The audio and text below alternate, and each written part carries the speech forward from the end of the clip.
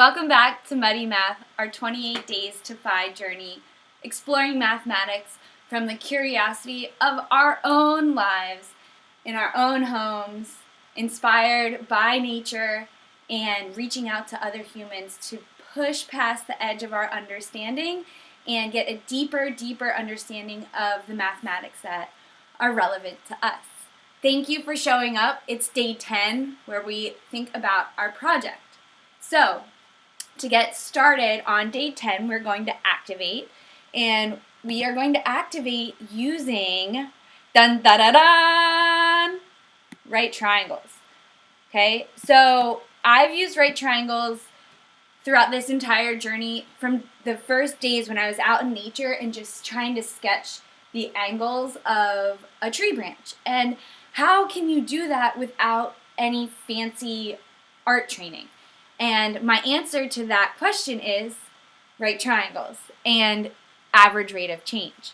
So the activator is asking us, match the rate of change of each triangle's hypotenuse to the best description.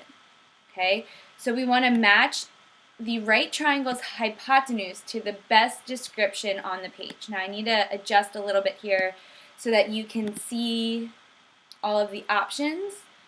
Okay, we're going to lose a little bit of the directions, but that's okay. The y-axis is the vertical axis.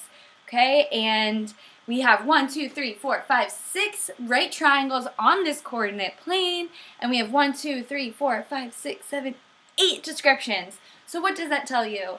That there's not really wrong answers here. Well, maybe there's some wrong answers, but there's not one right answer. And if you don't like the descriptions that I've posted for you, then I welcome you to describe the hypotenuse of the right triangles without using the answer key, or not the answer key, the word bank.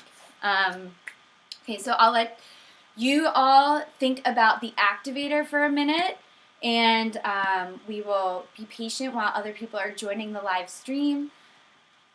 Remember, just a friendly reminder, this is non-evaluative. This is not a test or a graded sort of conventional lesson. This is a very cutting-edge lesson that is inspiring you to be the captain of your own learning journey. So, match the rate of change of each triangle's hypotenuse to the best description. So while you all are looking at that, I really encourage you to grab something to write with, or like I said, you can use Desmos.com or GeoGebra.com. They're great graphing utilities, great tools to use if you have access to a computer. I'm sure they have apps that are mobile-friendly, tablet-friendly. So what is a hypotenuse? What is a hypotenuse? A hypotenuse is the line of a right triangle that is opposite of the right angle. So we've seen this before in our journey, but as a quick review for those of us that are new, or hey, recalling old facts, that's a powerful learning tool, okay? So don't hold back from reflecting on things we've learned in the past. So this is a right triangle because it has one right angle. Okay? A triangle can only have at most one right angle because a triangle's interior angles add up to be 180 degrees, and this is 90 degrees. So the other 90 degrees has to be split between these two triangles. These two angles, right? So they have to have a sum of 90 degrees. This is the hypotenuse. This is the line that is across from the 90-degree angle.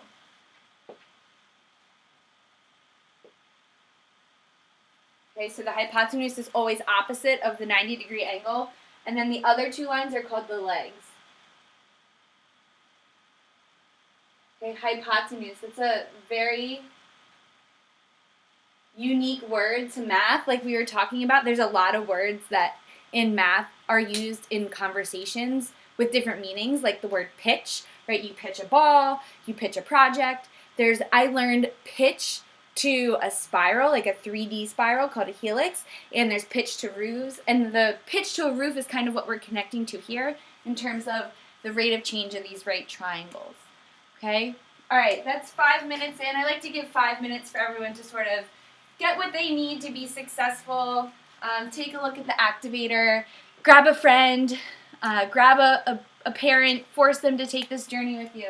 No, I'm just kidding. But all right, so I'm going to recreate some of the triangles nice and big for you guys so that you can see how I sketch them, so you can get some practice in sketching, because the art of drawing is one that needs much practice. And when I took Calc 3 in college, that was where I struggled the most with, was drawing the three-dimensional curves. And so I really encourage you to not just watch me draw the lines and the curves and the points and the analysis, but I encourage you to try, because what does it hurt, right?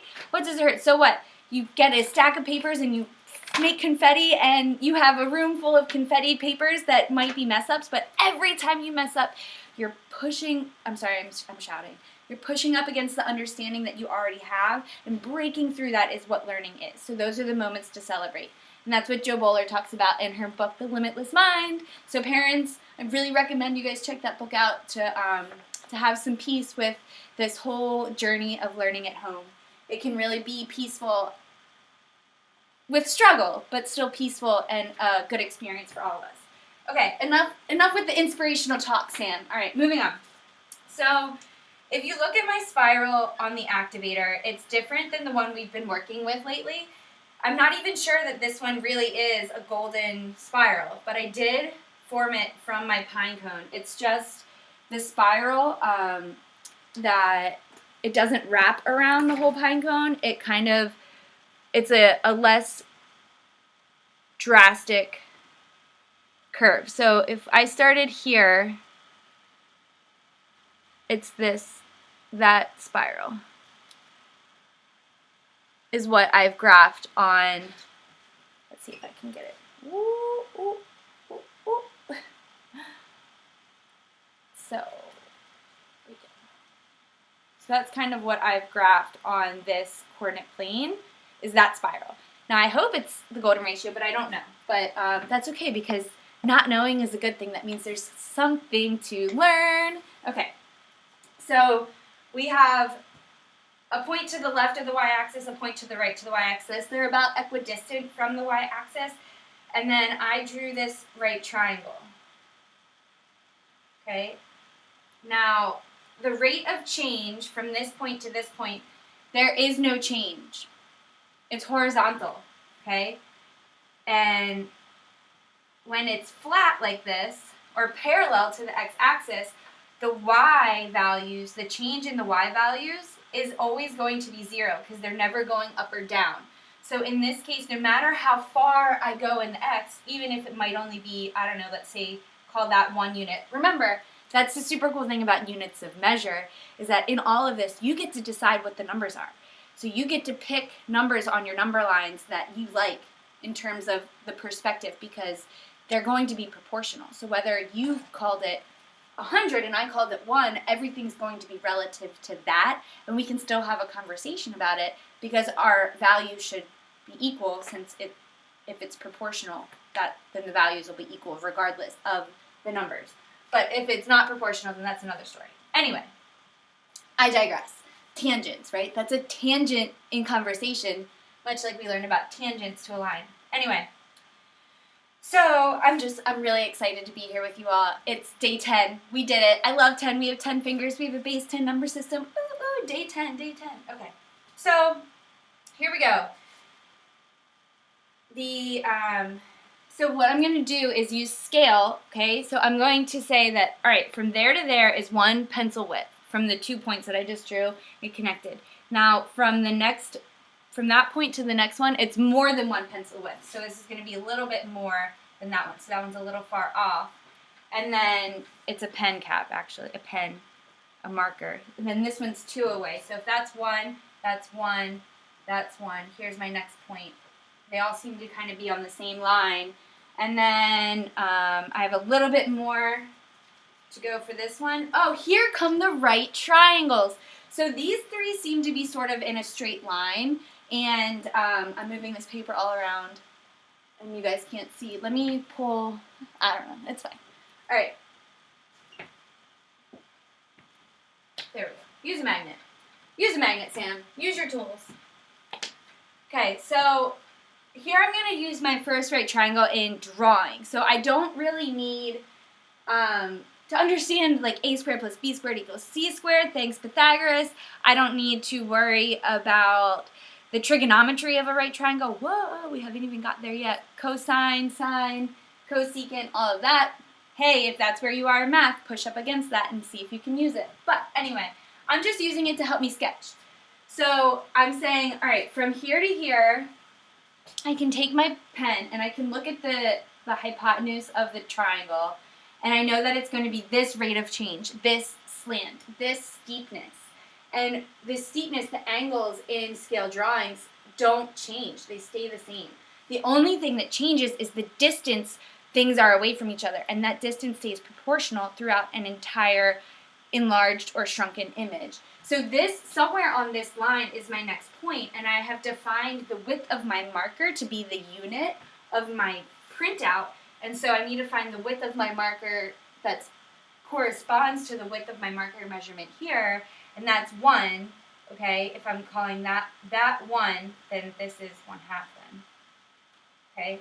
But anyway, this is 1, and my marker is about 1 1/3, so I need 1, and then about 1/3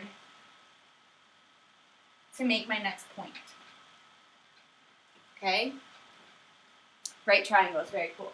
Or I could have said, well, I'm going up like 1 1/2 of these. So go up 1 1/2, and then I need to go over about 1/2 of a marker. And look at that. Okay, I could have used a right triangle to sketch that line as well. And that's what I found myself doing in nature, is saying, okay, how far am I going to go up and over to get an angle, especially with a tree branch, because I need to define the right angle frequently, because like from here to here it looks like the same rate of change. So I'm going to go up and over. But then at this point, the rate of change kind of shallows out, and then it steepens again, and then it shallows a little, and then it steepens again. So every time the rate of change adjusts or redirects itself, that's where I want to start another right triangle or another slant to get an idea of how to sketch something like a tree branch, right? So it's going sort of up and then over and then shallow and then even more shallow and then steep and then about 45 degrees and then shallow. So it's using right triangles and angles to help us sketch things to scale. La la la. Okay. So this one is very steep, okay, much steeper than this. This one is horizontal, not changing. This is increasing because it's from left to right. In math, we read from left to right, just like we read a book. So from left to right, if I was walking along this line, I'm going up, I'm increasing, I'm going up, up, up, up, up. Now, a line in the spiral that is not going up is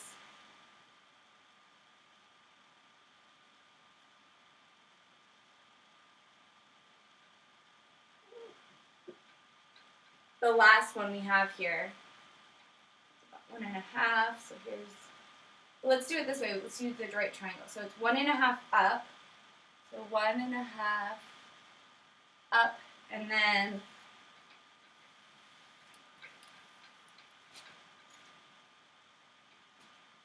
about 1/2 over. So, you know, I really don't think that this is going to be a golden spiral, because it seems like I'm going 1 1/2 in the long direction and then 1/2 in the short direction for most of these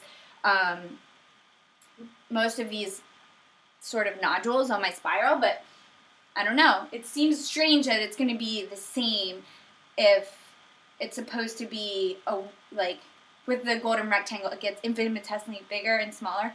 This seems, I'm curious what would happen if I kept it going. Another curiosity, I should investigate that, right? Where are your curiosities? What are you going to investigate? What are you going to put towards your project? Okay, anyway, back to this right triangle. So this right triangle has a hypotenuse that has a rate of change that is decreasing, because from left to right, I'm not climbing up a mountain here, I'm sliding all the way down. So I know people tuning in, Nick, Morgan, Rebecca, Brody, okay? That could be you sliding down the hypotenuse. Could you imagine that? Sliding down a hypotenuse could be you. Is that how you're going to make a project? Are you going to make a slide? Are you going to use right triangles? Are you going to use phi to make a slide in the backyard? Or an obstacle course in the backyard? Or a poem? A poem that uses Fibonacci numbers to determine the number of words in each line of the poem. Anyway, here we have right angles, right triangles. We're using the coordinate plane here. We didn't really use coordinates. Coordinates would be if I was saying that this point was 1/2, 1. Okay? And remember yesterday we practiced enlarging and reducing images using the coordinate plane. And to do that, as a quick refresh of what we did yesterday, if I wanted to enlarge this whole spiral, okay, or reduce it, let's do a reduction, because yesterday we did an enlargement. So if I wanted to cut everything in half, half of a half is a fourth, and half of, well, this also looks like a half. So half and a half is going to become a fourth. That wasn't a half. Now it's a fourth. So this becomes a fourth and a fourth. Okay, if that's a half, then here's 1. That looks like 1.5. So this point is x is 1.5. And then if this is a half, then that's 1, 1.5. That's weird. That's about the same. Well, these are going in a straight line, so that might make sense, because this is almost, the first 3 lines on here represent a proportional relationship, because a proportional relationship on a graph will always have an intersection of 0, 0, and then a constant rate of change called k, in which whatever you multiply the x by, you get the y. And in this case, it looks like k equals 1. And if something has a rate of change of 1 or a slope of 1, then it's meeting the x.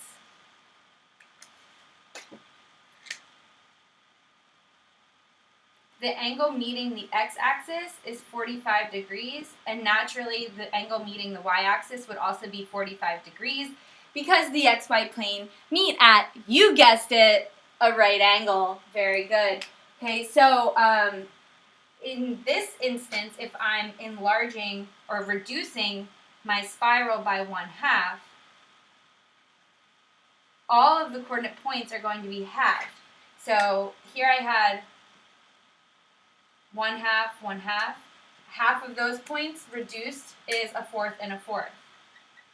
And we have the coordinates there. Okay, if I have the point 1/2, 1.5, 1.5. Okay, half of those, well, that is 5, no, it's 3 halves. So if I have 3 halves, okay, let's do a number talk here.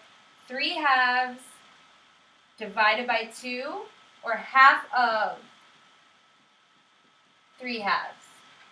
You see down there? Okay. So let me get down here. So if I have 3 halves divided by 2, okay, I'm thinking about, all right, I have, here's a half, here's a half, here's a half. Now I have 3 halves, so these are the ones that I have, the halves that I have, the halves that I have. And if I divide them in 2, aha, what is half of 3 halves? Well, it's 3/4, because I'm dividing them in 2, so now I have half of this, and half of this. But no longer are they the size of a half, they're now the size of a fourth.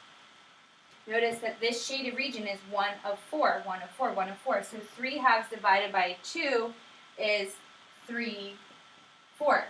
And if you like the multiplicative inverse of dividing with fractions, okay, you could see that 1/2 of 3 halves is the same as, you know, I know a lot of you know this from school, keep, change, flip, right? Keep the 3/2, change, multiply to divide, and flip the 2 to its reciprocal form or multiplicative inverse form, because a multiplicative inverse of a number, if we took half of 2, we get 1, which is the identity of multiplication. So these are multiplicative inverses, or as you all like to say, keep, change, they're the flip. They're the flip of each other. And again, we would get multiply straight across 3/4. Okay, quick little number talk. We love number talks, but we're coming back to our reduction. So 3/4 is right here and right here. Okay, boom. There's our 3/4 coordinate. Okay, and you'll see that it's still forming that proportional line. The angle stays true even though we're reducing. So, respecting your time, let us move on from my mini lesson associated with the activator. If you take a look at your enhancement PDF, okay, put my face there, hey, we are hoping today to understand how can right triangles help me draw an object to scale, okay, and we pretty much have done that.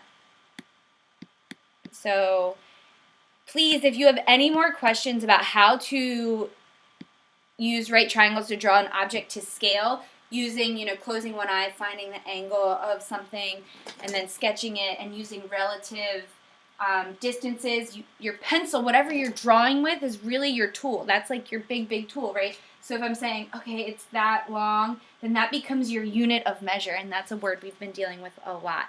So this is a beautiful tool to help you create a unit of measure with something big and far away, as well as judging the steepness, shallowness of a line, which we have investigated as secant lines, tangent lines, rate of change, slope, consonant proportionality, unit rate, average rate of change. These are all the same words related to the same concept of proportionality in scale drawings. I'm excited. I know that's obvious. So please comment on muddymath.com, or if you're in the Google Classroom, any more questions you have specifically about how to draw using right triangles, and I will post a video this weekend related to that. I know Morgan's using a houseplant, Rebecca's using shells. I know Nick was considering a tree branch or a pine cone. Brody, I don't know what you have chose, what object you have chose. Please comment on muddymath.com at day 10 so you guys can all talk to each other with parent permission, or get into that Google Classroom so you guys can talk to each other. Remember, I'm happy to look at your sketches if you're deciding to do sketches. Colin, if you're making music, I'm happy to look at your sheet music. Maybe I can hook you up with another expert in that field, because I'm not really an expert in music, even though I did bring my ukulele home, so maybe I can learn that while I'm home. Anyway, please comment or email me if you have more questions. You're not in front of my face. I can't see you roll your eyes or see you have a burst of excitement or a breakthrough moment, so it's really important that you all give me feedback so I can continue to adapt this journey for your needs. Okay. Rate of change. Right angles show rate of change by the hypotenuse, because we can use that lining up the legs of the right triangle with the x and y axis. If you make them parallel to each other, then you can use that right triangle to help you see a rate of change. We saw that with secant lines and tangent lines this week. Be super proud of yourselves, because if you're doing secant and tangent and you're in middle school, then you have really pushed against your understanding. And if you haven't yet, that's okay, but remember, that's always an invitation for you to explore and realize that math is an interconnected web of ideas and not something that needs to go through linearly, which we're seeing with the right triangles, right? But these are a linear access point to something that is curved, and spirals are a whole nother world of mathematics. Brain science now is really breaking through on new mathematics to map the brain. We don't really have a really strong mathematical language to map the brain. So just letting you know that there's so much more math out there, and what we have now is not it. And humans are the reason we have mathematics. So I really am encouraging you to dive in and get interested, because we need your perspective and your solutions to problems that we don't even know exist yet, right? They talk about all the careers ahead of us. We don't even know the future careers because the future is not something we control. What do we control? Ourselves today. How can I control my contribution to myself, my well-being, is finding phi, right? Okay, so I'm going to digress. I'm going to go ahead and sign off today. I think I was really inspired by you all this week, and I had a lot of inspirational things to say. I want to end with this closure activity. So if you could try to describe the scale of the photo. Describe the scale of the photos. Grab your buddy, describe it to them. Describe the scale of the photos.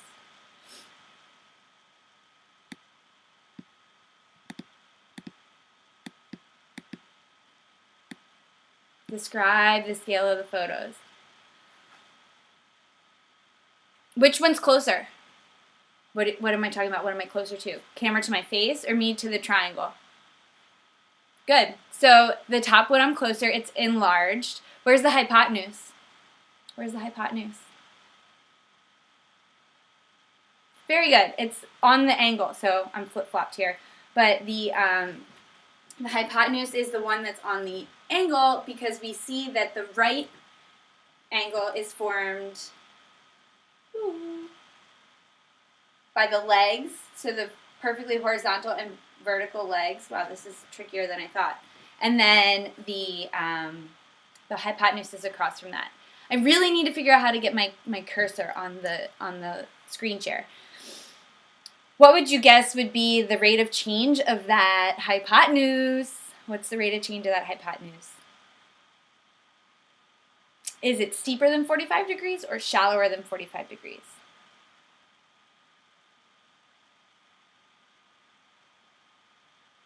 Now, if it's steeper or shallower, does that mean the slope or the rate of change is greater or less than 1? A 45-degree slope is approximately a rate of change of 1 if the axes are the same intervals. That looks a little shallower to me, so the rate of change is probably less than 1. But it's positive. It's increasing. From left to right of the page, it's increasing.